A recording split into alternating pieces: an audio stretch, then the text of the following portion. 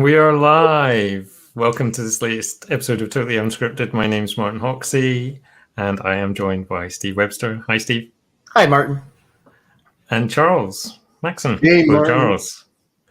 Hey, So Martin. this is quite an interesting topic, I think. So Google Apps Script, it's a solution that can attract so many different people to it in terms of a product. We have the full spectrum. We have no coders. We have people with some coding experience. We have full stack developers coming to the product. And I think as a community that it's really challenging sometimes just in terms of the range of expertise, diversity of knowledge. Just how do you support people through that process, particularly if you're coming to coding for the first time, which a lot of people coming to AppScript are, myself included. 10 years ago, I barely could code, and now I can code a bit more, and all thanks to Google AppScript.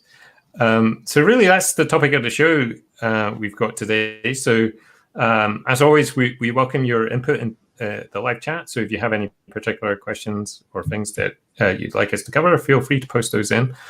And I think either you, Charles, or Steve would like to add before we bring on our guests? No, first of all, I second what you said, Martin. I think this is interesting for a bunch of reasons. And I think a lot of folks kind of discover AppScript and then try to figure out what to do next once they do that. And I think our guests, Bruce is one of the original folks doing AppScript, who I learned a lot from when I actually jumped into this, to Chanel, who's one of the new rising stars in the AppScript community. I think we've got a great lineup between them. And then Steve, I've actually seen a lot of your work and learned from your work, and so it's great to have the community actually share their content. Yeah, and from my perspective, that old saying, "Don't recreate the wheel." So if someone else has gone there, done that, why start from scratch when sometimes you don't have to? So leveraging resources, it's a good topic. So I think we should bring on our guest. So we have Chanel Greco. Hello, Chanel. Hello. And we also have Bruce Mcpherson, who's one of our show regulars and a creator of Totally Unscripted. We have Bruce to thank for this resource. 5 years ago, we were saying, I think we started this, and we're still here. The job is not being complete. So before we get kicked off, for people who aren't familiar with your work, Chanel, do you just want to give a quick overview of your background and the type of things you're doing right now? Of course. So I founded saperis January, February last year. And I focus on, sharing my knowledge concerning Google Workspace. And since I've also worked as a web developer, I thought, hey, why not, Oh. I've clicked all the wrong buttons. Oh. There we go. There you Sorry. go. Don't worry. So since I have a background in web development, so I've worked as a web developer, AppScript somehow came natural to me. And I've also a background as a coding teacher. So why don't you put those two things together and teach people how to use AppScript? And that's what I'm currently doing on my channel. So that's what people know me for, see me on YouTube, also on LinkedIn and Twitter. But then I also have things I can't show. So that's working with corporate customers, teaching their employees how to transition from Microsoft into Google Workspace. That's about the basic that you know about me now. So Chanel, when did you actually discover Google AppScript? Was it that long ago? No, it wasn't. It was about, I think it was summer 2019. I was working as a coding teacher for a startup, and I was doing all the teaching, and we were approached by one of the largest media corporations here in Switzerland, where I'm based. They're also a technology hub, and one of their kind of like coding evangelists was like, "Hey, there's this AppScript. Can't you do a course for our employees who are interested?" No clue, never heard of AppScript. So, I Googled it. It's like, I looked at it, it's like, yeah, I think I could do that. And that's when I first had a look at it. And the reason why I thought, I think I can do this is because, I don't know if I'm allowed to say this, Charles, I don't know if you like to hear this, but it's basically JavaScript. So that's why for me, it was like, oh, okay, sure. Why not? I can do that. So that's how I first heard of it. And then when I founded my own company, I just sort of noticed there's still room for more video tutorials, for more explanations, especially for people getting started. I was just going to ask, where did you come up with your name from? You mean my company's name? Yes. Well, it comes from Latin, from Italian knowledge. For me, it's all about sharing knowledge with people. When I know this sounds a bit weird, but when I was here in Switzerland in high school, we all had to give a presentation. So we worked on a subject. Mine was Florida, since that's actually my first home. And I remember after my presentation, my teacher's feedback was, Chanel, you should become a teacher. And I put that off as a terrible idea because we were brats. Our class was terrible. And I was like, I'm not going to deal with these teenagers day in, day out. But today, more than 20 years later, it's like, yeah, I think she saw that it's my passion to share knowledge with other people. Very nice. Just out of interest, do you teach kids now? I know there's lots of coding clubs and things like that around the world. Or have you avoided that so far? I don't do that, but about 2 years ago, in the region here where I live in Switzerland, there's something called the IT days, where they're trying to get young people interested in IT. And I had the privilege a couple of days of teaching kids. So kids like ages 10 and then up till teenagers. And that was quite interesting. So that's something I could imagine once in a while doing, just, as a side project. I also I also am like a coach or mentor when it comes to special events, teaching women or young girls how to code. That's actually how I got started with teaching people how to code at such events. Yes, I have a question for you. So you've got quite the following on YouTube and your tutorial series.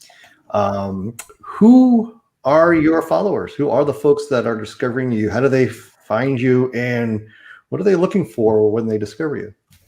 Okay, so interesting question. I'm not 100% sure, but from the comments I can see, and also some feedback I've gotten on the community posts and polls I've made, I see that a lot of the viewers actually have consumer versioned Google accounts, which was a bit surprising to me because my slogan is, I'm helping you become a Google Workspace Pro. So I started out this channel thinking, well, these are probably people working either for startups, for I don't know, small business owners, trying to get the most out of Workspace. But it turns out that a lot of people who have a Gmail account, a Google Drive account are watching my videos as well, which makes it a bit difficult because I show everything with the Google Workspace account. And sometimes I get comments like, I can't make that work. It's like, yeah, you have a consumer version.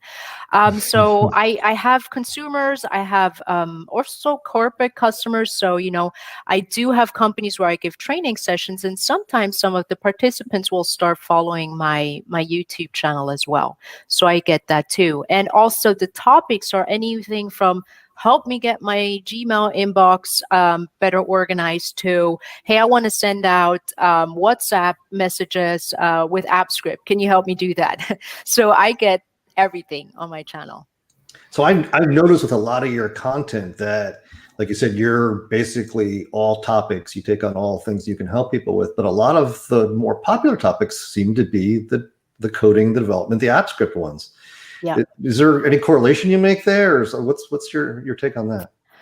Well, first of all, that was something I was absolutely not expecting, but I think is really cool because it's a topic that is, it's dear to my heart. I like it. I think it's a combination. When I started a couple of years ago myself to learn how to code, I noticed that a lot of the tutorial videos, a lot of the tutorials you can follow, like a medium.com and stuff like that, is just do this, do this, do that. That's it.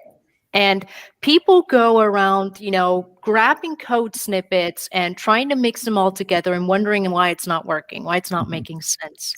And what I believe in is whenever you learn something, you need to understand why.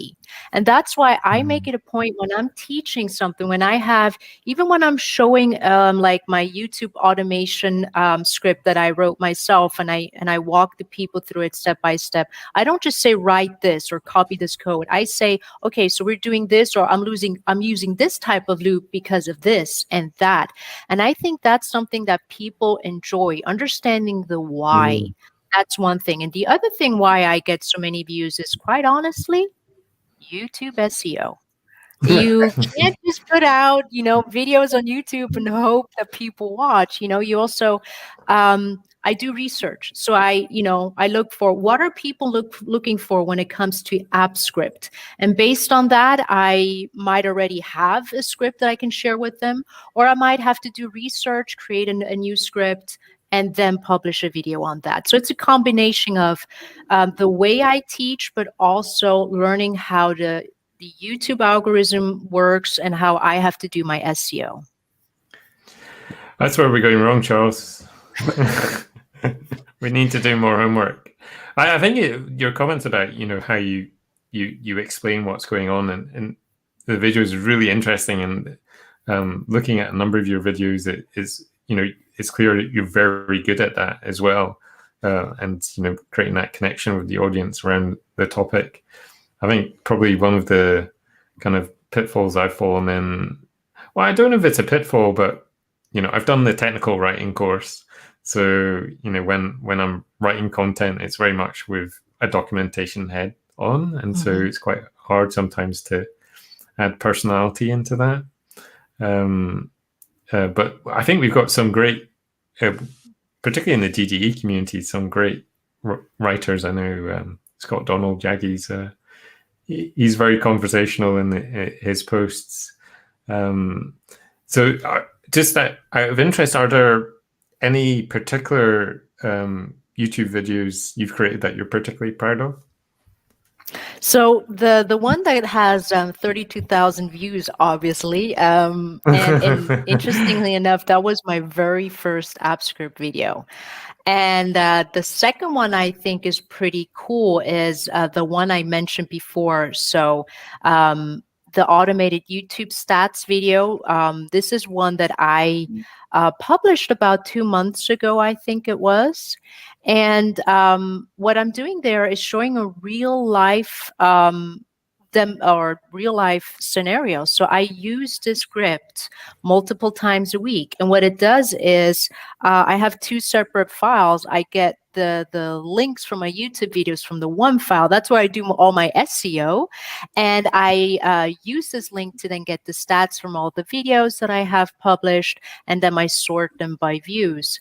And that's something I share with the people. And I know this sounds a bit stupid, but I'm a little bit proud of the code in the sense that I like nice looking code. I don't like messy code. And I also, I think that was the first video where I introduced the concept of having, private methods that you only call from within other methods. So, showing them stuff like that, maybe telling them a bit why I wanted to use this.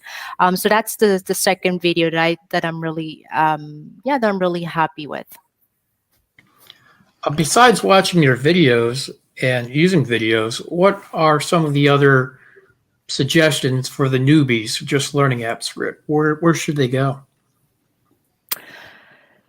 Good question. So what I notice with people is they somehow have the feeling sometimes, developers know it all. You just woke up one morning and you know it all. And that's why I try to show them, hey, have you checked out the Google AppScript site, the documentation? Sometimes I'll even show them, okay, so this method does this and that. So I try to teach them how to use that documentation, because the way I see it is, I don't want to just, kind of like the saying goes, hand the people the fish. This is the code. This is what it does. I want to show them how to fish so that they can go and automate whatever. And that's why I think it's super important that people know about this resource and also learn to read it and to use it and to see its huge value. Because at the end of the day, I mean, you can't compare me to any of you in the sense that I have this much knowledge compared to all of you and how long you've been using AppScript. The only reason why I can do what I do is because I know how to search on the resources. So I think that is something people need to know. And the second resource, I think I also mention it here. I very often also still use the MDM JavaScript resource.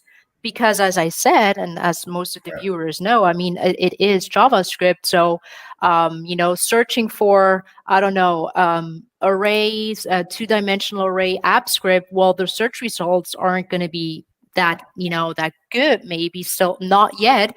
But if I search for that with JavaScript, well, then that's great. And that's why I use also the JavaScript resource, and I can highly recommend it, because if you can write JavaScript, then you're good to go with AppScript. You just have to, learn to use the objects that are specific to AppScript. That's actually really good advice. I've learned when I do research, the first thing I did was I'll search keywords, Google AppScript, and then if I don't find what I need, I search the same thing with JavaScript, and I find many more things. And so you're right, the similarities are so common, and I look for the now answer first, but then I broaden the search later, and I'm normally probably going to find what I need, and then there might be a translation back. But that's the beauty of AppScript, though. It's actually almost one of its challenges is there's so much out there to dive through, especially if you're new. You don't know which resources are reliable or trustworthy or thorough enough. And also, learners have different backgrounds. I mean, there's folks that like, the full-fledged, I want to sit and read a book on the topic. There's other people who want to just-in-time search each time they're writing a new line and everywhere in between. And that's why I love working with a language with all these folks that are actually, years of content built already. It makes it so much easier. Like Steve is famous for saying, why should you write something if someone else already wrote it? Yeah. Well, find it, borrow it, share it, which is a great thing about, so many folks working on the product. The only thing I have to say about that, I mean, I totally agree. Why write code again if it's already been written? What I advocate for is that I understand what I'm actually copy pasting. That's where I try to help my viewers to say, okay, you don't have to become a senior AppScript developer. I'm not one either.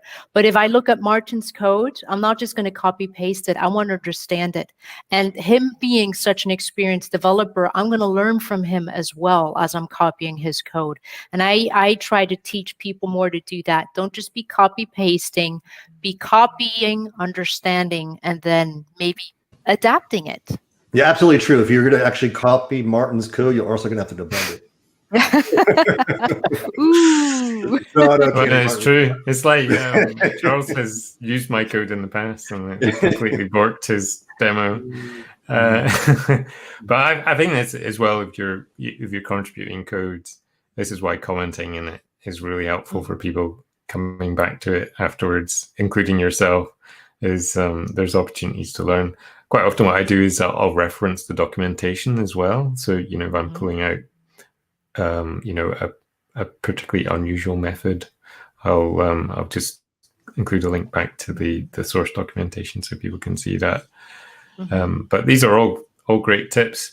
I suppose we should mention Bruce's book, another great resource for learning AppScript. And I suppose there's a lot of synergy for you, Chanel, in terms of, Bruce's Going Gas book was predominantly written for VBA developers in Microsoft coming to Google AppScript.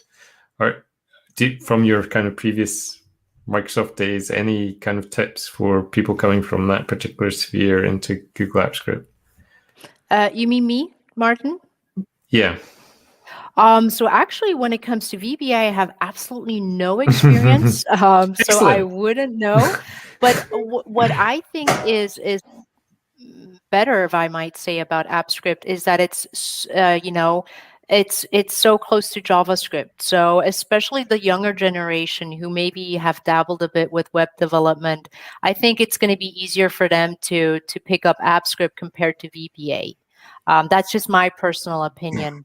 But, you know, the whole subject of, okay, we have corporations transitioning from Microsoft to Google, and they have a lot of VBA code. I think you could fill probably a whole episode just with that. So I'm guessing a lot of people will have to, or will be wanting to look into AppScript in the future because their companies are saying, okay, we're ditching Microsoft and heading over to Google. And, you know, someone's gonna have to work on that, on those apps that they have. Yeah, just a quick note on that. You know, first of all, you know, I always hold up Bruce's book, but it legitimately was the tool I used. I did years and years of VBA when I was in the Microsoft world, and what I found Bruce's book brilliant at was that it helped me translate. It allowed me to do the like for like. So when I moved over, there wasn't this mystery. It helped me kind of, you know, put your brain right on it. So again, Bruce, thanks for, you know, for putting the effort of putting that book out. And if you're, you know, VBA person, do pick it up. The second thing is we now have that macro converter, which we did an episode on that a while ago, which will actually rewrite some of the more simpler ones, which is awesome. Chanel, I want to ask you a question real quickly. You mentioned a lot of the folks come to you for other things to learn about Workspace and then pivot into automation, into AppScript, into automating. And somewhere in between is the macro recorder. I wanted to get your take on that as a tool, that as a learning sample. I know you have an episode on it, but where does that fit into the journey as far as you're concerned? So interestingly enough, about 2-3 weeks ago for a company here in Switzerland, I gave him a Google Sheets automation course, and it was AppScript. And the first thing I showed him was the macros. And for some of them, I was like, wow, I didn't even know this existed. So I think for a lot of people, and that's the experience I've made, is it's the first step into AppScript. It's the first step into automation. Some might stop there because it fulfills their needs, but I have the feeling it's going to make a lot of people a bit more interesting. And that's why also in other events for customers I have, whenever I show them, you know, how to use macros, I always make a point of showing them the editor and say, hey, this is what happens in the background, because I'm hoping then that one or the other who's watching will be saying, oh, that's cool, I want to try that out. Absolutely. Okay, Martin. I wonder, Bruce, you know, we were talking about transitioning into AppScript there from VBA. Are there core concepts you see, in particular VBA developers, tripping over in AppScript in terms of the differences in the language? I think there is a significant difference in the languages, but there's more of a difference in the how it runs. I mean, like AppScript runs on a Google server, and VBA runs on your local PC. So there's this kind of idea that I'm doing stuff locally, but I'm not really. You know, I'm doing stuff in the browser, and it's not even running in my browser. It's actually running some mysterious place.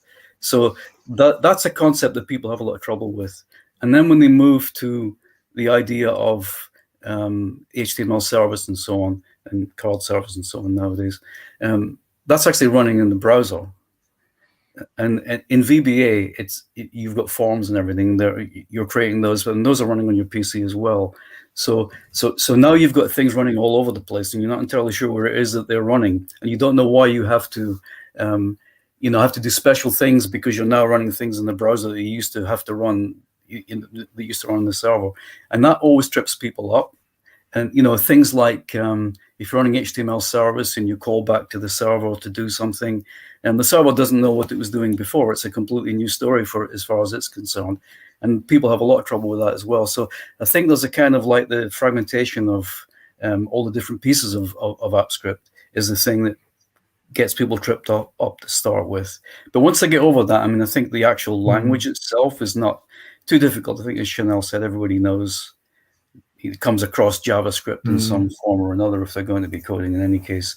So it's not the syntax of the language that's the problem. It's the concept of where it all happens that I think that people get tied up in. And by the way, I'm just going to say that Microsoft now have something called Office Script out. Yeah.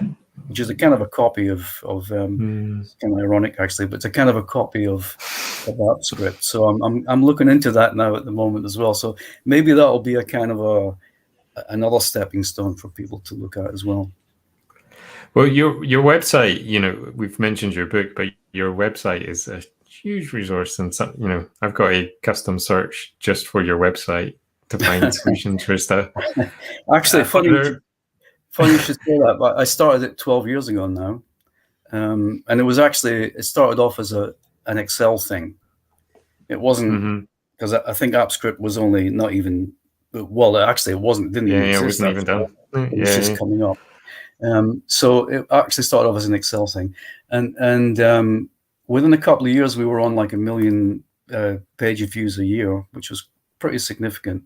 It's dipped quite a bit now, but it's been going for all this time, and we're coming up to the 1,000 page anniversary, which I think we'll be able to reach by next month. So yeah, it's a pretty big resource. There's a lot of rubbish on it, of course, because you know, who wants to read something about VBA from 12 years ago? But it's still there, you know. Also, there are bits of AppScript that don't exist anymore. There's a lot of that. There's entire stuff as well. Yeah. ScriptDB. Go ScriptDB. Yeah. I think a lot of people probably ended up on your site just to work out how to migrate off ScriptDB when it was deprecated. Yeah. Are there any particular posts on your site that grab a lot of hits? Is there anything? Funny you should say that, but all the Excel stuff is still having a huge. It's probably some of the most popular stuff on there. I think probably the most popular stuff, apart from transitioning from VBA to AppScript, there's two things actually. One is there's a lot of stuff about D3 visualization, which gets a tremendous amount of attention, and that's got an AppScript component because there's a lot of add-ons that use D3 that I've got on there that people look at. But there's also the same thing for Excel, so you can do D3 on that side as well. So there's a lot of that stuff happens, but the most popular that there's ever been and still is you can't do JSON in VBA. I have this thing that shows you how to do JSON in VBA, and everybody downloads that all the time. So that's quite a popular thing even after all these years. So actually, it's kind of the old stuff that's more popular than the new stuff. So I don't know.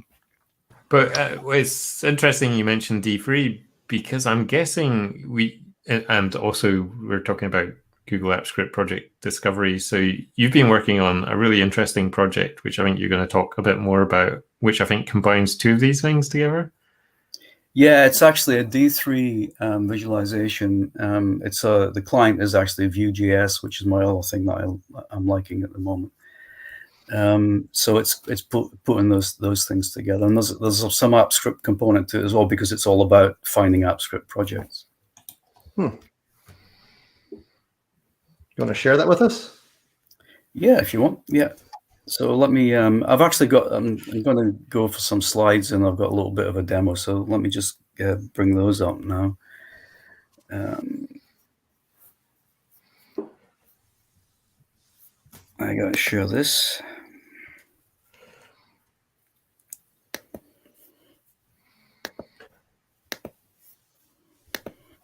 Hopefully you've got that, do you? Yeah, I can add that in. Oh, there we go.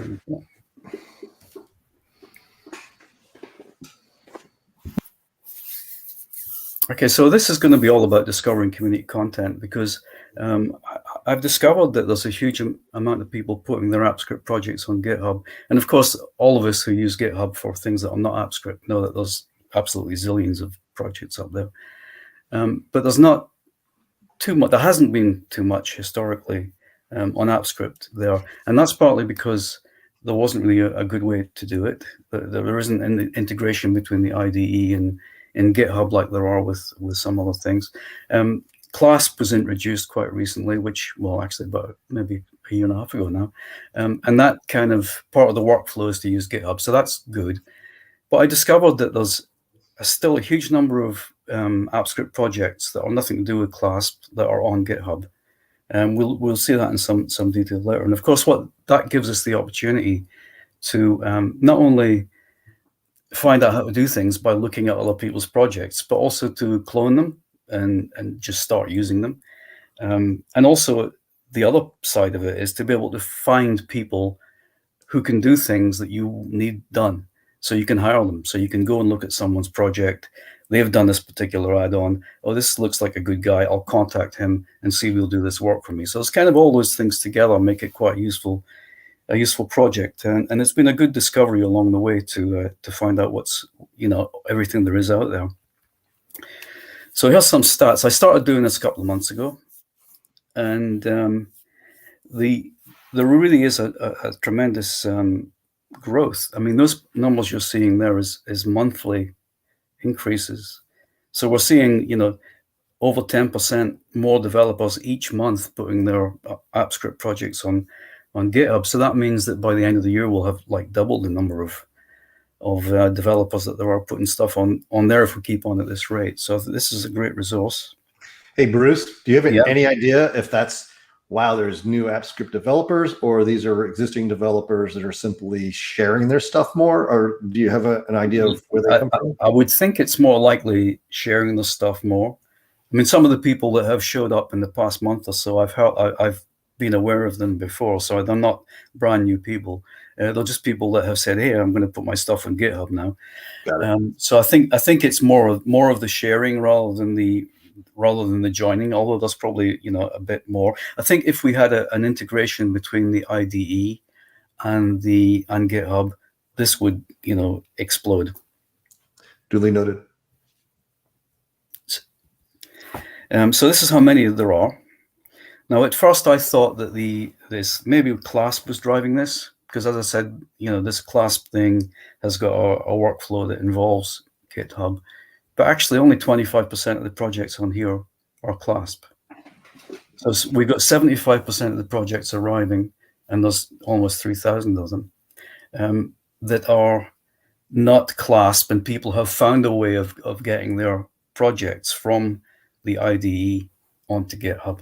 I think that's pretty cool, and that gives us much more opportunity for getting more stuff out there, just by searching around and getting some attention around the fact that there are all these things in GitHub that people can get. So the other part of it is about hiring people. I mentioned earlier, this is a great opportunity for people who want to get hired to showcase their work, allow themselves to be found. And you can contact them and say, "Can you do this job for me?" But only 12% of developers actually say they're for hire, and that's coming from their GitHub profile. You can say on that, "I'm for hire" or not. Now, a lot of people want to tick that box because they forgot to, so I think there's some opportunity for that to be higher, but it's still lower than I was expecting. So the app that we're going to look at in a minute has got looks at GitHub to find all the AppScript projects that are on there, and allows you to filter by things about the characteristics of the project. What kind of OAuth scopes do they use, what libraries do they use, and so on, even time zones and Data Studio connectors and everything. So this allows you to very quickly find projects that are like the type of thing that you want to research. And some people are actually massive contributors. I mean, this Alex is a really good contributor. He's got like 169 repos on GitHub for you to take a look at and copy if you want, because they're all public, and he's available for hire, as you can see. So some projects are really specific. So I've dug in a little bit here in this slide here to find, this is a Data Studio connector to Amazon Web Services, Athena. And, if you happen to be looking for that type of thing, you could just go right there and here's the project, and you can just clone it. And it's actually really handy. You know what a pain it is to try and find library IDs if you want to include a library in your project. Well, actually, it's really pretty straightforward here, because you just find a library, change the library view, which is this thing up here, and it says, and by the way, here's the ID. Just copy it, and you're good to go. So the other part of it that I started off as just a kind of a discovery tool, but I said, well, why not just allow you to clone the project right into your IDE directly while I'm at it? So you find the project that you want, you press the button, and it's going to copy the project directly into your IDE, and you can just start using it. And this is what that looks like. So it's found. This is one of Martin's projects, in fact. And if I go configure, it's going to then go ahead and pull his project into a copy of his project into my IDE for me to go ahead and use. So, Bruce, let me interrupt. When you say libraries, you mean in that case, it's the string that represents the library? Yeah, so I'll just go back there. So if you want to include this library Cheerio, for example, right? Right. You want to include it, but you don't know its ID. It can be quite hard to find. That's the ID right there, so you can just copy it. Right. I just wondered, one of the questions I was going to ask later, I can throw up now and get back to it later, is about security and trusting the AppScript environment. And I've seen some people think about, well, I don't have that code. I don't maintain that library. Maybe I should clone the library into my own instance. So now I can tell the people I work for that we have more confidence and control. Yeah, you can do that too, because instead of here, I could have been looking at the library, that particular library project, and just cloned it. They're all the code into it here if I want to. Very nice. So if you want to use libraries, you can just get the ID. If you want to clone the code, you can clone the code. Very nice. Thanks. Okay, so let's just pop over to the app. And how do you pronounce it? This is my question. How do you pronounce it? I have no idea. I don't even know how it is. You can call it whatever you like. It actually works very well in a Scottish accent, Martin, so I'll let you say it.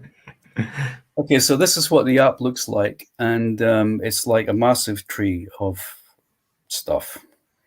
So you've got lots of people and their repos over here, and this is like, there's a lot more detail you can have as well, but this is how it looks like when you first go in, and all of these things have got little cards that come up to tell you some more stuff about it if you hover over it. So we'll just do a kind of a sort of the sort of query that you might want to do. So let's say that we want to do something with calendars, as an example. So let's bring up this here. Now, the best way to find out projects that are using calendars is to look at the OAuth scopes that are being used, because they'll be using a calendar scope. So let's just find some of them. We'll just type that in. So I'm just randomly picking anything to do with calendars for the moment. So calendar events. Anyway, I think I've got them all. So now we can immediately see these are the projects that I'm just going to kill that. These are all the projects that are known that are using any OAuth scopes to do with the calendar. So we got all these people here that are doing things with the calendar, and these are all the repos that they've created or have got code about calendars in them. So we may actually want to be doing just add-ons though. So we want to do calendars, but actually we want to write an add-on, because so we'll look at add-on types and we'll say, let's look at calendar add-ons. And now we've reduced it a little bit more. So these are the only people that have done that. So we can look at some detail here. The Google Workspace has something. Why don't we expand that a little bit and see what more there is about that? So we can see as we expand that we get more and more detail about each of the projects. So here's this. So let's take a look at this, one of these add-ons here. Which one should we look at? Let's take a look at this one. So we'll bring this up. And before we do anything, it's probably a good idea to go and have a look at the project itself. So here it is on GitHub. We might want to take a quick look and see what we think of it. And Yeah, it looks pretty good. It's using the card service. It's kind of what I want, but like it's really complicated and I'll never be able to understand all of that. So I'm not gonna bother with it. So at this point, you might say, hey, you know what? This is really too hard for me, so I'm going to hire someone. So who knows about this? It's hireable, and there's actually 3 people that can do this. So how about this developer here? Let's have a look at his project. Okay, so this one looks good. So I'm going to take a copy of this. This is a direct link. And I'm going to open up a new browser, and I'm going to stick that in there. And I'm going to keep that there for later, because I may want to come back to that one. So that's going to open up a new session of the app, and it's going to point us directly at that particular manifest. So let's do something else for a little while, and we'll come back to that later. So we'll reduce the detail a little bit because we don't want all this stuff anymore. Get rid of these filters, get rid of that. And let's look at libraries. Take that off. So let's say that we want to find a particular library. I'm going to kill that, I don't need that anymore. Which one should we find?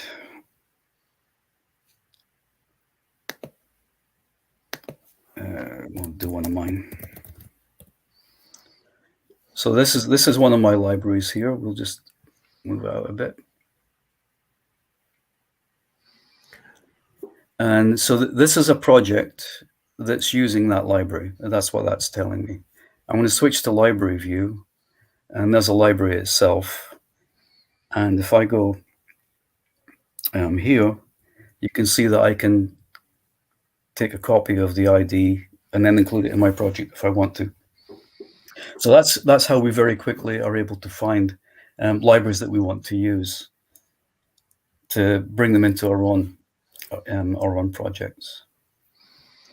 So let's now just take the next step into actually clone a project. So let's say that we want to find. Let's take a different library.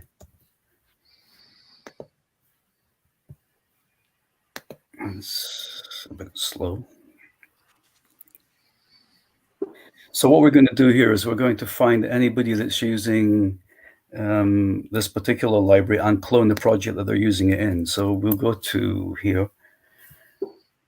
And so here's all the people that are using this library. And here's Martin here. So why don't we take a look at that one? Oh, the embarrassment. How I blush.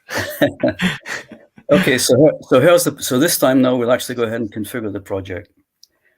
So the first thing that we want to do is make sure that the guy who you're cloning it from is allowing you to do it. So this is up to you to say that's the case. And these are the files that are on GitHub that are to do with that project. So I'm just going to create it. And what will happen is it will create a completely new project belonging to me from the code that I've selected for it to do. Again, it takes a couple of minutes. There we go. So now I can open up directly in the IDE. And this is my copy of Martin's project. And so not only has it got all these code here, it's also included the libraries that are needed for this project to work. And it's also included the advanced service that it's using as well. So now I can just go ahead and use this project without any more ado. Let's shut that down.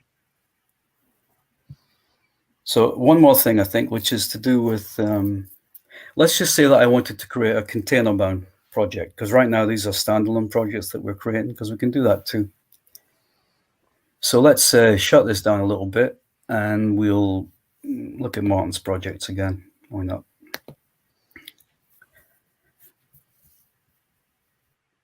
We're going to find... Something just to make people aware of is, so Bruce had to give me a nudge because some of my AppScript projects didn't have manifest files in them. and they were not detectable.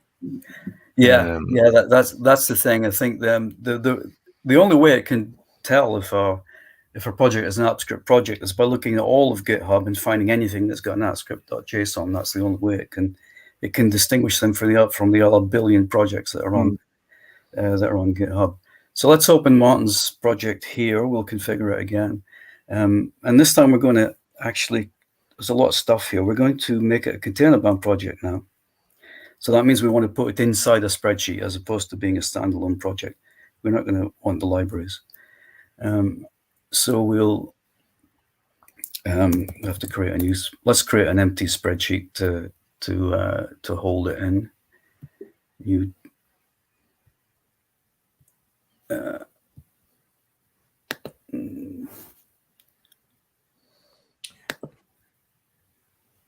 Sheets.new. Sheets.new. Thank you. Thank you.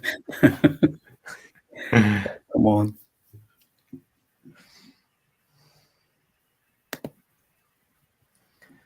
Why isn't this working, Martin?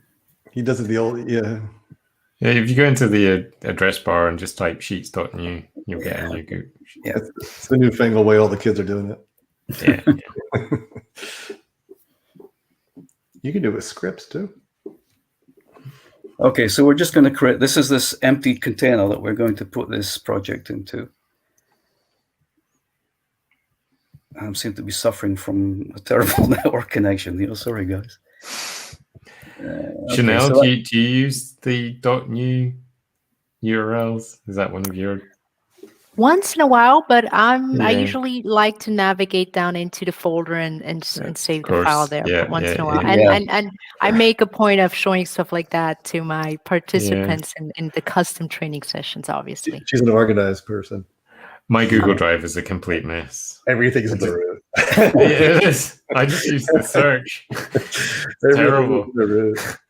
Okay, so we'll pick that file that we've just created. I think it was called MT or something. There it is.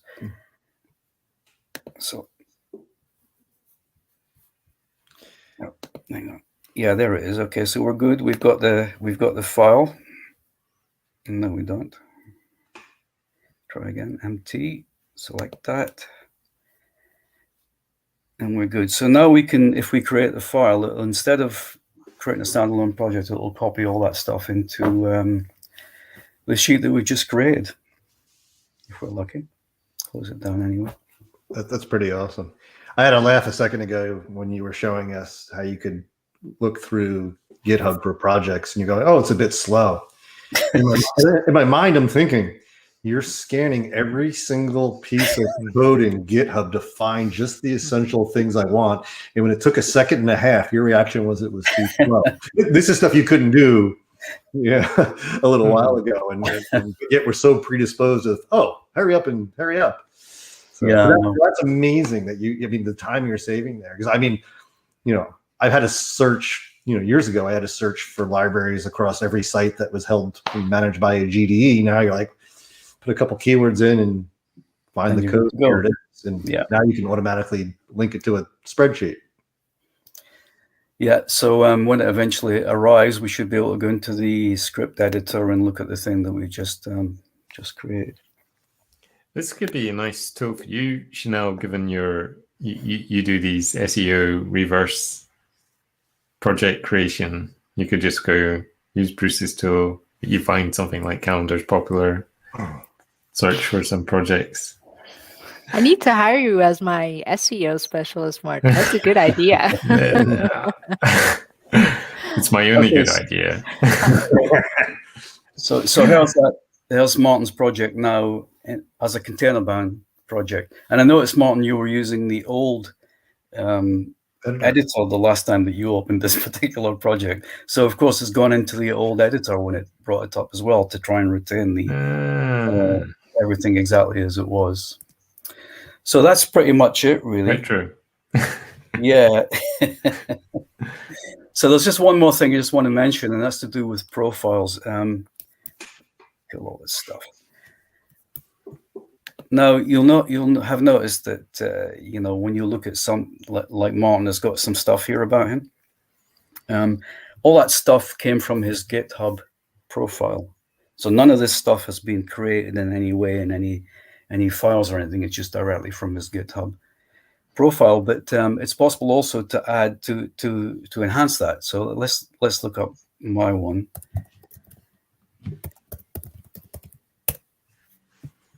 Yeah, I should have reduced that a little bit. Yeah, one of the things that you'll notice is that you see this visualization. It's actually got thousands of nodes. And to do that in a web app is kind of like pretty slow. So that's why we've got this opportunity to reduce the amount of detail that it's doing each time. Otherwise, this is the type of thing that you have to wait for. So Mark, Bruce, while that draws, hopefully draws, to use this to actually download code and bind to files or anything, is there anything you need to install or authenticate or add? Yeah, there's an authentication because I don't know if you noticed, but when we were cloning something there, there was a couple of authentication type things. I was already logged on, as you can see up at the top there. If you're not logged on, it's going to go through Google authentication, because obviously to be able to create a script in your name, it needs a Google authentication to be able to do that. So yeah, it's got OAuth 2 built into it as well. But to be able to just use it and not clone, you don't need to log in or anything like that. Also, you'll need to enable the script API, but there's a note. Yes, exactly. Yeah, you need to enable the script API if you want to do any cloning. But the instructions that come up when it asks you to log in, it reminds you that you need to go ahead and do that. So yeah, let's find me.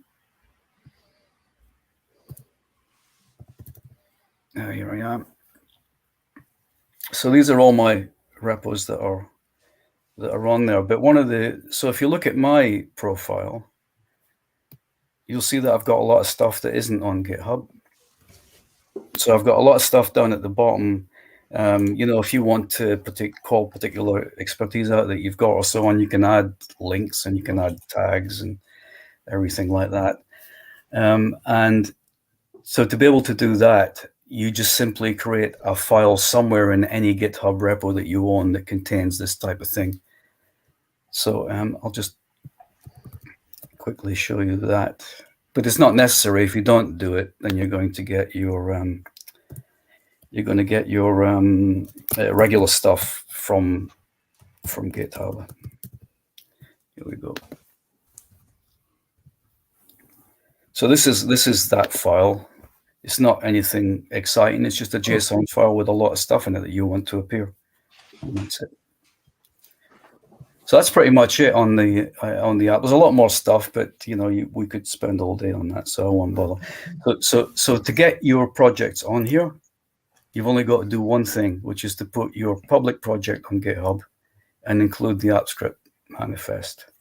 And if you do that, it'll show up here at some point. I refresh it every now and again. So you just essentially do that, and one day it will appear on there along with everybody else's. And if you want to enhance that, then you can do what I showed you about creating a profile file somewhere on GitHub. And finally, if you do want to get hired, don't forget to make yourself hired on GitHub profile. And that's it. That's an awesome tool, Bruce. And we lost Bruce. We lost Bruce. He might drop. He's like, I'm done. I'm out of here. Mic drop. Yeah. I was going to say cool the tool. equivalent to a mic drop. Yeah. He'll be back when he realizes it, or he's talking to himself right now. Yeah. Well, one of my questions to Bruce would have been, just in terms of if people are interested in the raw data, he can make that available, because I think it would be quite an interesting kind of mining kind of operation, just to see what trends there are. We got Bruce back. Sorry, guys. Told you my network wasn't working very well. We just figured you showed it, you were done, you were out of here. Yeah, I'm done. Yeah, like a mic drop. I was just saying, Bruce, if anyone was interested in the raw data, just to do some additional mining, should they just get in touch with you? Yeah, actually, I've done a post on that. There's a library on AppScript as well. I mean, all that stuff's not AppScript. All that stuff is something else. But there's an AppScript library that knows how to get that data that you can just. Okay. Yeah. Yeah. So in fact, the stats. Yeah. No, it's not that. You know, I think who is it that Andrew Roberts maintains that spreadsheet with all the libraries and so on.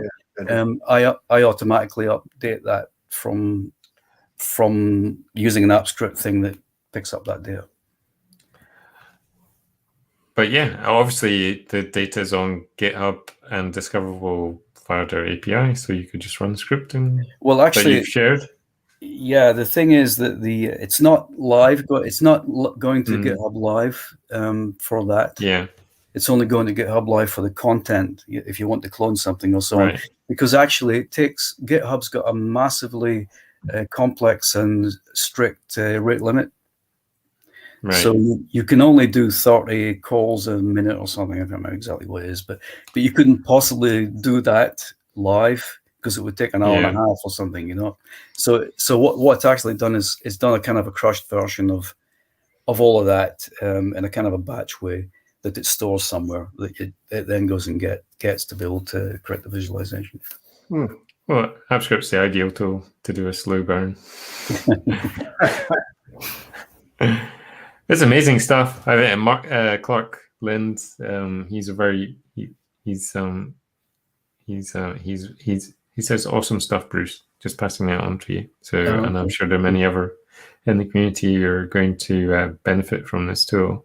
I think particularly your note about if you are for hire, this is a great way to get discovered. Yeah, I think it's good because you want to hire someone, but you really don't know if they know about the thing that you want them to hire them for. And you're taking a bit of a flyer, because once you spend time getting someone to work on something, and then you find out that they maybe don't know how to do it. So Clark does have a question, just asking if you can speak to the requirements of the Firebase project.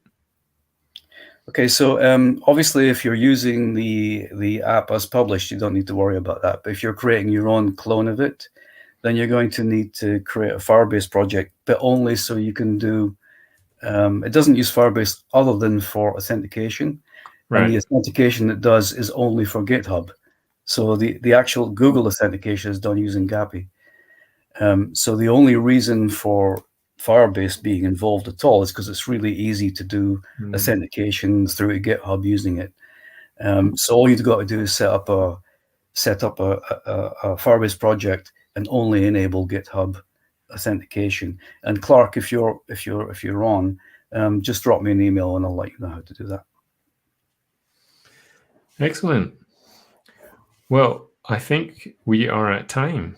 It's been an absolute pleasure having Chanel and Bruce on for this episode. So I think we've covered the entire spectrum. There's nothing, but I do have a question.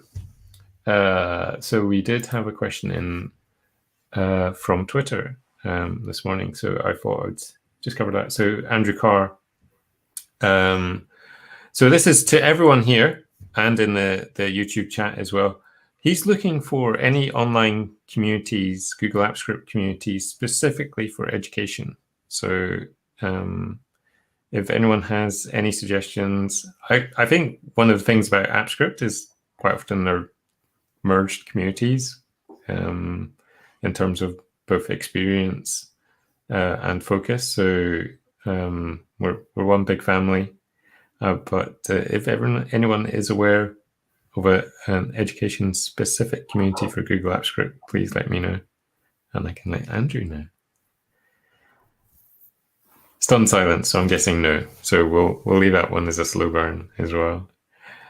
So again, thank you, Bruce and Chanel. Exciting news for our next episode. Alternate runtimes. You asked for it, we're delivering. So for that episode, we got Steve Basil's coming back, Google Developer Relations.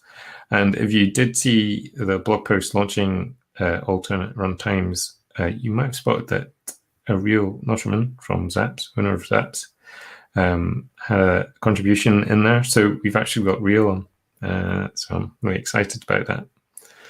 Oh, and Clark has got an answer for my question. So great suggestion, in fact. So thank you for that, Clark. So Jordan Ray, I know, has done a lot of stuff with AppScript and education. I may even drop a line to Alice Keeler, who I know also a big contributor to that particular community, and see if she knows as well. But yes, next week, same time, alternate runtimes. So if you're looking for migrating off of AppScript to deliver your Workspace add-ons, alternate runtimes is your solutions for that.